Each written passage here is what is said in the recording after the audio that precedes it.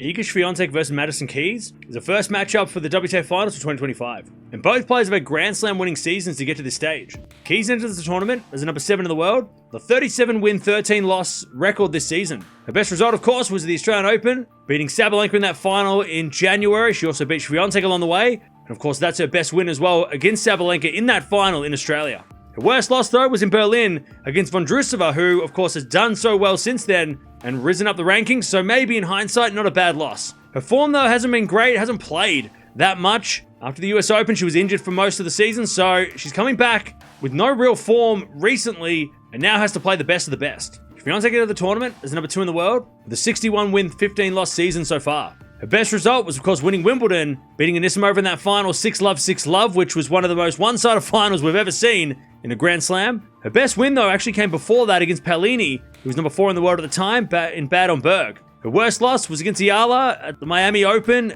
who was 140 in the world at the time. Her form has been pretty good. She has had a couple of weird losses, though, in her last couple of tournaments, so she's really got to be on point during this tournament if she's going to avoid those upsets. These were played 7 times before, with Swiatek leading 5-2 in the head-to-head. Of course, they played in Australia at the start of the year where Swiatek had match points and Keys got the win. And then, of course, they played in Madrid where Keys was able to bagel Swiatek on a clay court, which is unheard of. So it's going to be really interesting to see how Keys looks, of course, having not played any matches, but also how Swiatek can handle Keys because she has struggled in the past against her power. If Keys are going to win this one, she obviously has to serve well and use that forehand to bully Swiatek around the court. We know she can do that. We saw that in Australia. We even saw it in the first set in Madrid, but the lack of matches is going to be really interesting to see how she can adjust straight away going into this big match. If Swiatek's going to win this one, she needs to be at a defensive best and also probably rely on a little bit of Keys' rust coming into this one because, of course, Keys hasn't played that much tennis. So if Swiatek can just kind of, get the ball back and make Keys play a lot of shots, maybe she might be able to get the errors and get the win.